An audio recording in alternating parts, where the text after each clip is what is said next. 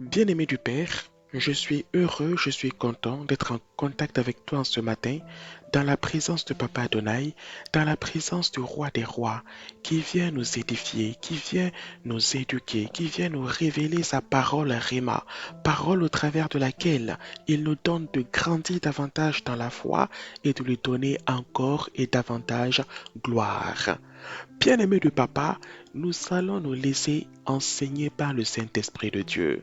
Chrétiens du 21e siècle, laissons-nous éduquer par l'Esprit de vérité qui viendra en ce temps, en ce moment, en ce siècle, nous apprendre ce que la parole, au travers de sa richesse, souhaiterait que nous sachions et que nous gardons en nous pour mener toujours une vie chrétienne victorieuse, une vie chrétienne triomphante. Le thème que le Saint-Esprit te donne et me donne en ces instants est la puissance du pardon. Mon frère, ma soeur, la puissance du pardon. C'est pourquoi nous allons suivre pas à pas l'Esprit de Dieu dans la parole en prenant la Sainte Bible dans le livre de Matthieu au chapitre 18 et au verset 22. Mon frère, ma soeur, si tu as la Bible à côté, je t'invite à la prendre.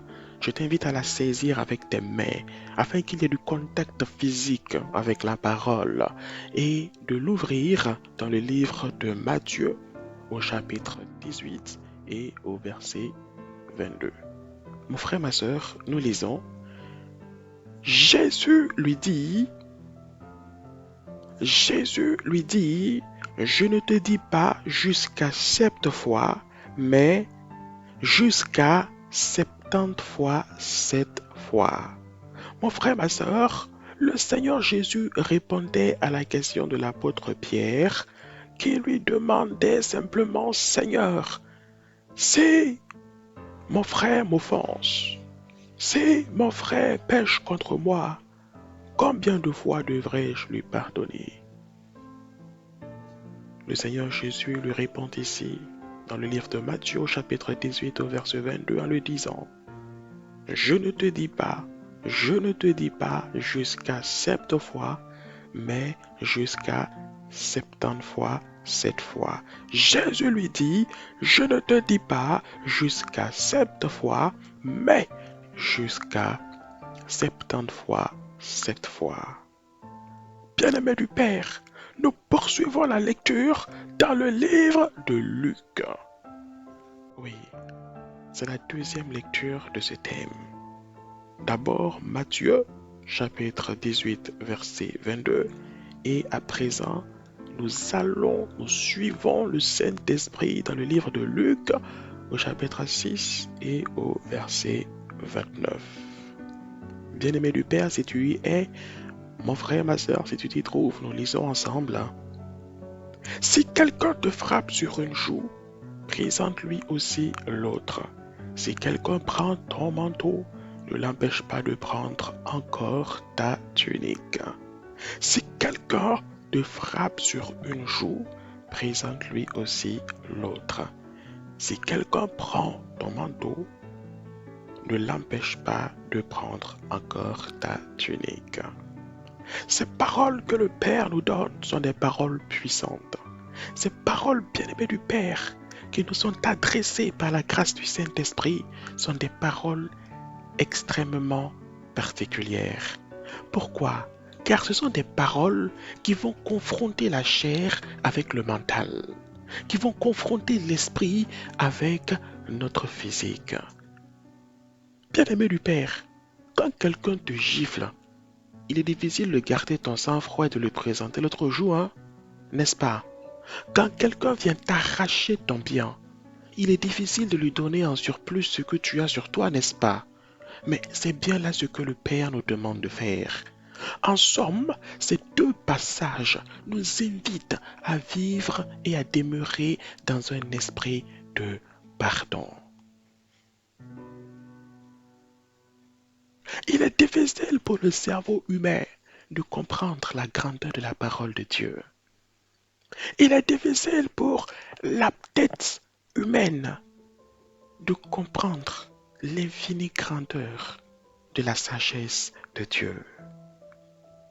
Mais puisque Dieu ne change pas, ni dans le temps, ni dans l'espace, et qu'il demeure le même hier, aujourd'hui et éternellement, nous allons voir ici la vie de quelqu'un des milliers d'années auparavant qui a appliqué cette règle que le Seigneur Jésus nous a donnée ici. Et nous allons voir les fruits que l'application de cette parole a porté dans sa vie. Bien-aimé du Père, il s'agit d'une personne célèbre que tu connais très bien qui s'appelle David. Lorsque Dieu a choisi David pour régner sur le peuple d'Israël, il y avait déjà un roi à la tête de la nation. Il y avait déjà un roi à la tête du pays. Ce roi s'appelait Saül. Saül, qui avait un fils qui s'appelait Jonathan, cherchait coûte que coûte à mettre à mort David, afin que lui-même et son héritier puissent jouir du trône d'Israël. Mais c'est là que David va manifester une réponse à la haine de Saül qui va étonner l'Éternel Dieu. C'est là que, face à la méchanceté de Saül, face à la colère déchirante et destructrice de Saül, David va manifester de l'amour. David va manifester de la compassion et David va manifester le pardon. Et lorsque David va manifester le pardon, Dieu va dire à ses anges, Dieu va dire à ses archanges, non mais l'homme là m'étonne, l'homme là me surprend. Face à la haine de Saül, David manifeste l'amour. Face aux tentatives de meurtre de Saül contre sa personne, David manifeste le pardon. Et Dieu va dire à ses anges et à ses archanges, à ses séraphins et à ses chérubins, aux habitants du royaume des cieux, non mais la puissance du pardon va se manifester dans la vie de cet homme. Non mais cet homme est le roi selon mon cœur. La puissance du pardon va éclater dans sa vie. Et que va-t-il se passer? Mon frère, ma soeur, que va-t-il arriver? La première chose étonnante, c'est que le fils de Saül, le fils de l'ennemi de David, le fils de celui qui cherchait à mettre à mort David, va se mettre à aimer David comme son propre frère. Quand tu vas dans le livre de 1 Samuel, au chapitre 18 et au verset 3, tu verras que Jonathan va tellement aimer David qu'il fera alliance avec David parce qu'il aimait David comme son âme. Écoute-moi mon frère, ma soeur, il y a quelque chose de puissant ici. Le fils de ton ennemi, le fils de celui qui veut te mettre à mort, se met à t'aimer comme sa propre âme. Ça, c'est l'une des expressions de la puissance, du pouvoir qui règne dans le pardon. C'est pourquoi Jésus va te dire plus tard, ne déteste pas ton prochain, mais pardonne. N'emprisonne pas dans ton cœur ton prochain, mais libère-le au travers de l'amour et du pardon. Car en pardonnant, c'est ton ennemi qui finira par t'aimer. Ici, le fils de l'ennemi de David, Jonathan, qui était mon bien-aimé frère, ma bien-aimée sœur, un Saül junior, se mettait à aimer David.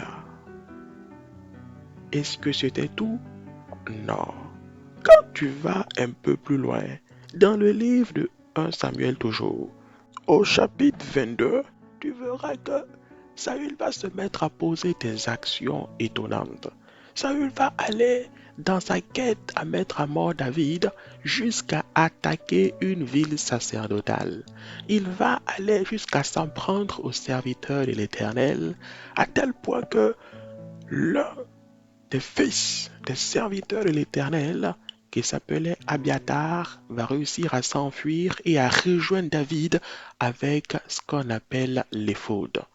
L'éphod, c'est le téléphone spirituel qui permettait, dans l'Ancien Testament, d'entrer en contact avec Papa Adonai. Il y avait différents moyens d'entrer en contact avec le Père, mais l'éphod était l'un des moyens par lesquels le peuple consultait l'Éternel pour savoir sa volonté, pour savoir ce qu'il fallait faire dans diverses situations et dans divers cas de figure. Grâce à cette situation, David, tranquillement assis, va recevoir l'éphod qui va venir à lui. Mon frère, ma soeur, cette éphod-là va permettre à David par la suite de remporter des victoires extraordinaires.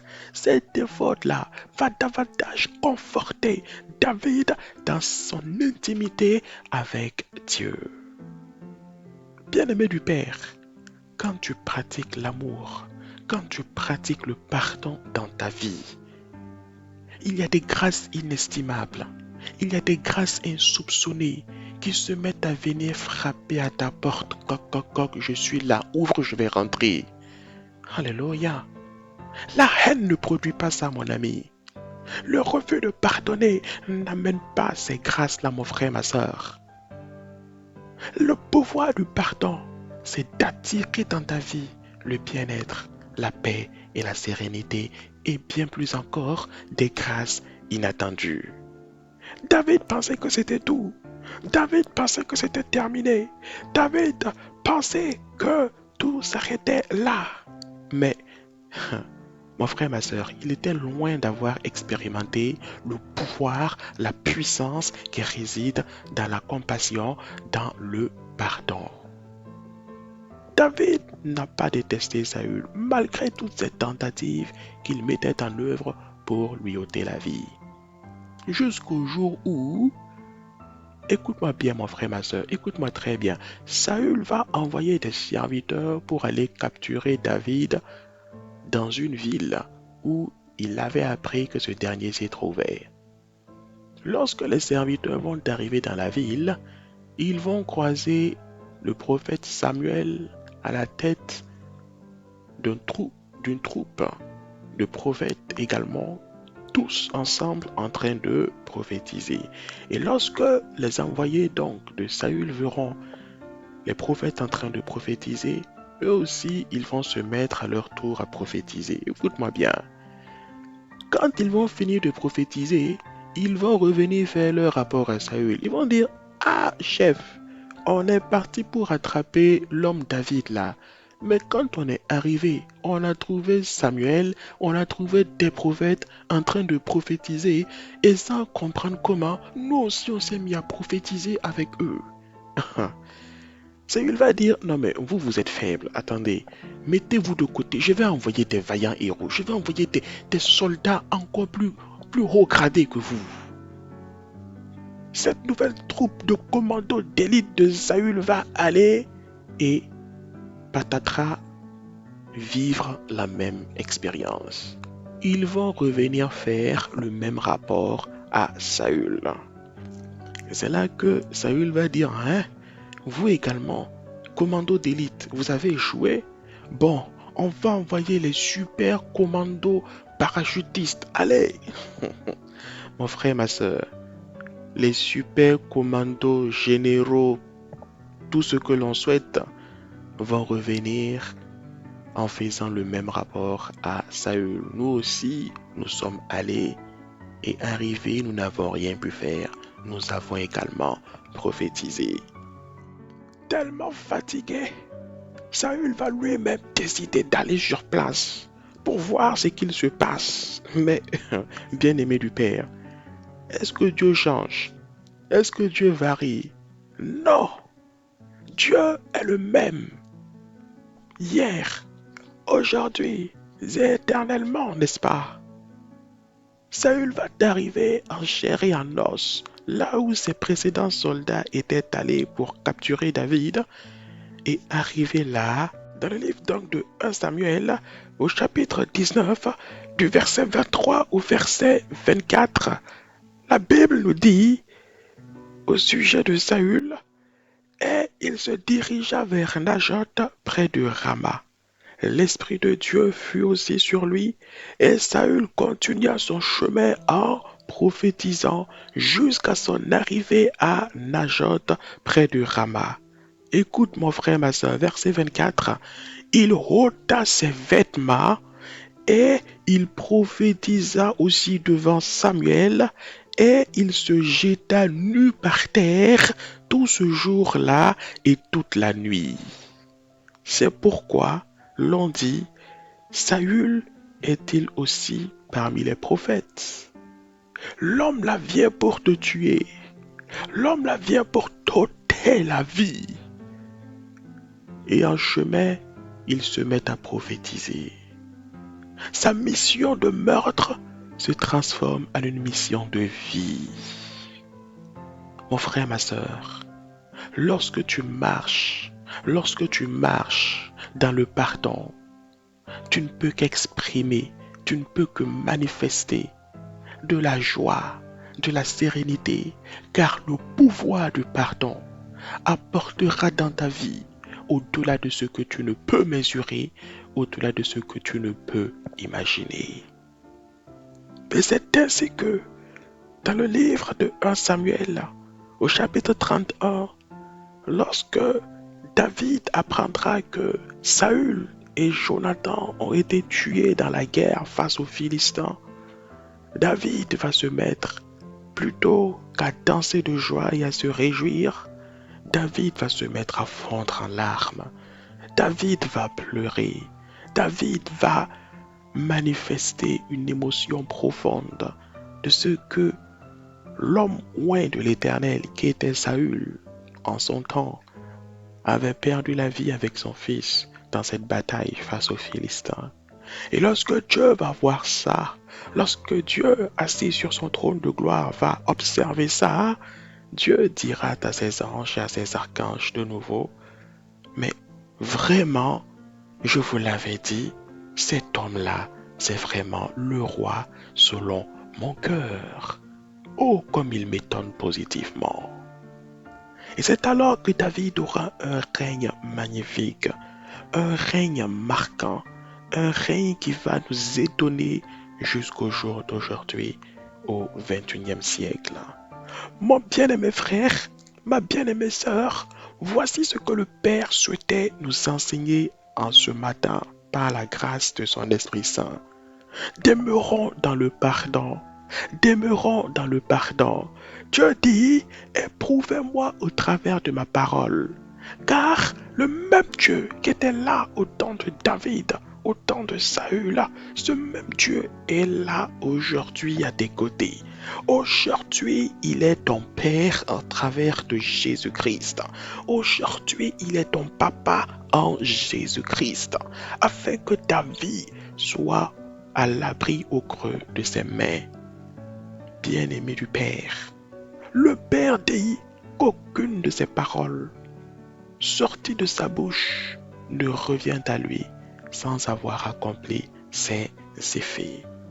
Éprouve, papa, en mettant en application sa parole et à coup sûr, tu en jouiras des bons effets comme un homme jouit des fruits savoureux d'un arbre qu'il a planté avec délice et avec bonheur.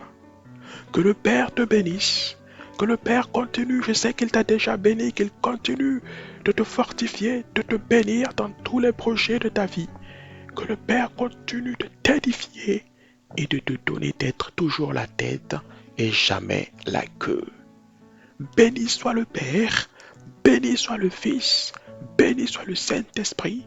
Papa, permet que nous nous retrouvons encore dans les temps à venir dans ta présence et que tout en nous glorifie davantage et davantage ton très saint nom, maintenant même et éternellement, au nom de Jésus-Christ. Amen.